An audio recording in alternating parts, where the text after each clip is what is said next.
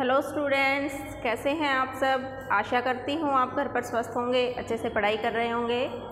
बच्चों, आज मैं आपको पाठ 5 का अनुवाद करवा रही हूँ। सभी बच्चे ध्यान से समझेंगे।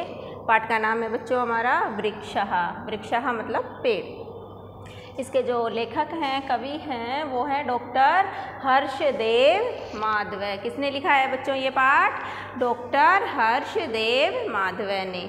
ठीक है, आगे देखिए पहला श्लोक। वने वने निवसन्तो वृक्षः वनम वनम रचयन्ति वृक्षः। वने वने, वन वन में, निवसन्तो मतलब रहते हैं, वृक्षः मतलब पेड़। पेड़ प्रत्येक वन में रहते हैं। तो बच्चों, जो पेड़ होते हैं जब इकट्ठे एक जगह उगे हुए होते हैं काफ़ी मात्रा में, तो उसी जगह को हम वन या जंगल कहते हैं। तो जंगल का या वन का जो निर्माण है वो कौन करते हैं? पेड़। तो पेड़ कहाँ रहते हैं? वन में। प्रत्येक वन में पेड़ रहते हैं। वनम वनम रचयन्ति वृक्षा, और प्रत्येक वन की रचना कौन करते हैं? वृक्षः, पेड़। पेड़ इकट्ठे मिलकर क्या बनाते हैं? वन को बनाते हैं। अगला श्लोक देखिए बच्चों। शाखा दोला सीना विहगा तई किमपि कूजन्ति वृक्षः। शाखा, शाखा होता है बच्चों टहनी। दोला होता है बच्चों झूला। आपने पीछे एक पाठ में पढ़ा भी है दोला। दोला मतलब झूला। आसीना, यहाँ पर दोला के साथ आ मिला हुआ है, तो ये शब्द है बच्चों अपना आसीना। विहगा, विहगा होते हैं पक्षी। ठीक है, तो पक्षी जो हैं, आसीना मतलब बैठे हैं। कहाँ बैठे हैं? शाखा रूपी या टहनी या डाली रूपी झूले पर बैठे हैं। पक्षी टहनी रूपी झूले पर आसीना मतलब बैठे हैं। आगे देखिए। तई किमपि कूजन्ति वृक्षः, वो वृक्ष पर जो बैठे हैं पक्षी, वो किमपि कूजन्ति, वहाँ पर बैठे बैठे कुछ मधुर आवाज़ कर रहे हैं। कूजना, पक्षियों की जो मधुर आवाज़ होती है उसको बच्चों हम कूजना कहते हैं।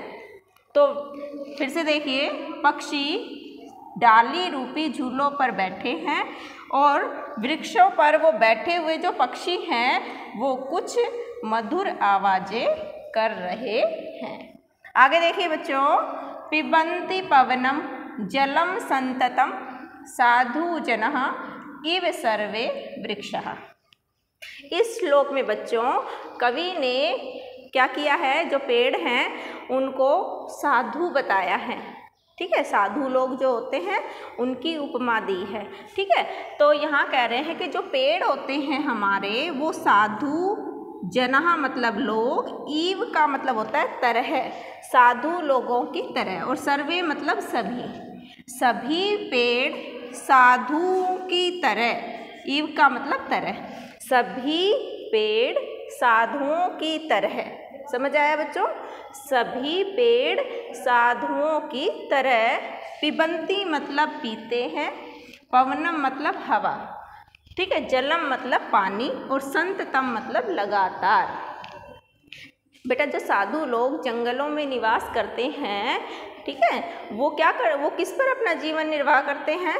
पानी पर। वो हवा, जब तपस्या करते हैं तो कुछ भी खाते नहीं हैं, वो केवल हवा और जल पर निर्भर करते हैं। उसी तरह जो पेड़ होते हैं हमारे, वो साधु लोगों की तरह पवन मतलब हवा और पानी पीते हैं। संततम का मतलब लगातार, लगातार। ठीक है, तो जो पेड़, सभी पेड़ साधु लोगों की तरह लगातार पिबन्ति पवनम जलम, हवा और पानी पीते हैं। समझ आ गया बच्चों? अगला श्लोक देखिए। स्पृशन्ति पादई पातालम च नभः शिरस्सु वहन्ति वृक्षः। अब वन में जो पेड़ उगे हुए हैं उनके बारे में बताते हुए कवि कहता है स्पृशन्ति, स्पृश करना, स्पर्श करना मतलब छूना, तो बस छूते हैं। पादई मतलब अपने पैरों से, पातालम पाताल को। अब जो पेड़ है बच्चों, उसके पैर कौन से होते हैं? जो उनकी जड़ें होती हैं वो। ठीक है, तो जो वृक्ष हैं वो अपने पैरों से पाताल को स्पृशन्ति मतलब छूते हैं। और च का मतलब होता है बच्चों और नभ मतलब आसमान को, शिरस्सु मतलब अपने सिर पर, वहंती का मतलब उठाते हैं, वृक्षा मतलब पेड़ अपने पैरों से पाताल को छूते हैं और अपने सिर पर आसमान को उठाते हैं। कहने का मतलब है, कवि ये कहना चाहता है कि जो पेड़ हैं वो इतने ऊंचे ऊंचे हैं, ऐसा लगता है कि उन्होंने आसमान को अपने सिर पर उठाया हुआ है। और जितने ऊंचे वो हैं पेड़, उतनी ही नीचे ज़मीन में उनकी जड़ें फैली हुई हैं, जैसे कि वो पाताल को अपने पैरों से छू रहे हैं। तो ये समझ आ गया बच्चों। अगला श्लोक देखिए। पयोदर्पणे स्वप्रतिबिंबम कौतुकेन पश्यन्ति वृक्षः। अब क्या कह रहे हैं वृक्ष के बारे में कवि कि पय होता है पानी और दर्पण होता है आईना।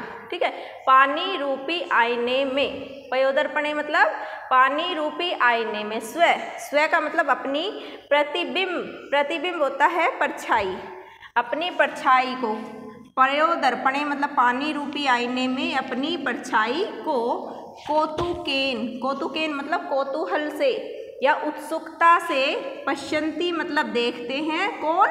वृक्षः पेड़ अपनी परछाई को पानी रूपी आईने में उत्सुकता से देखते हैं। जो जंगल में कई जगह तालाब भी बने हुए हैं, उनके पानी में पेड़ों को अपनी परछाई दिखाई दे रही है और वो उत्सुकता से उस परछाई को देख रहे हैं, ये कवि कहना चाह रहा है। अगला देखिए। प्रसार्य स्वछाया संस्तरणम कुर्वन्ति सत्कारम वृक्षः। जो पेड़ हैं वो क्या करते हैं? प्रसार्य मतलब फैलाकर। किसको फैलाकर? स्वछाया, अपनी जो छाया है, पेड़ों के जो छाया है उसको, संस्तरणम होता है बच्चों बिस्तर। ठीक है, संस्तरणम क्या होता है? बिस्तर। तो जो वृक्ष हैं, पेड़ हैं, अपनी छाया रूपी बिस्तर को प्रसार्य मतलब फैलाकर। फिर से देखिए इस लाइन को। पेड़ अपने छाया रूपी बिस्तर को प्रसार्य मतलब फैलाकर क्या करते हैं? कुर्वन्ति मतलब करते हैं क्या?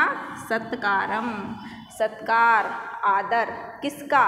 लोगों का। जो आने वाले हैं लोग, पेड़ों की छाया में जब थक जाते हैं तो पेड़ की छाया में विश्राम करते हैं। तो ऐसा लग रहा है कि जो पेड़ हैं वो अपने छाया रूपी बिस्तर को फैलाए हुए हैं और वो लोगों का आदर कर रहे हैं, सत्कार कर रहे हैं, जो लोग उनकी छाया में आराम कर रहे हैं।